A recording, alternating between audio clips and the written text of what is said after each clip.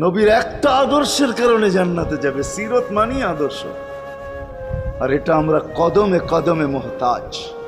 কেননা এই ছোট জীবনটা যদি গ্রহণযোগ্যতা পর্যন্ত পৌঁছাইতে হয় আল্লাহর কাছে, চাই নারী হই, চাই যুবক হই, চাই বৃদ্ধ হই, যেই মানুষই হই না কেন, যেখানেরই হই না কেন, যেই বাসারই হই না কেন, যেই বর্ণেরই হই না কেন, যেই পেশারই হই না কেন, যেই সোসাইটিরই হই না কেন, এই জীবনটাকে যদি গ্রহণযোগ্যতা পর্যন্ত পৌঁছাইতে হয় কার কাছে? দুনিয়া আলাদের কাছে না, মালিকের কাছে, যিনি এক ফোঁটা পানির থেকে অস্তিত্ব দিছেন, যার কাছে আবার আমাদেরকে ফিরা যেতে হবে।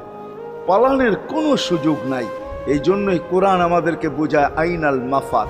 আল্লাহ বলতেছে কোথায় ভাগবে তুমি, বলো কোথায় ভাগবে? কবির কথাই সত্য, যদিও নাকি পালাও তুমি আকাশেতে লাগিয়ে সিঁড়ি, সিঁড়ি লাগাও যদি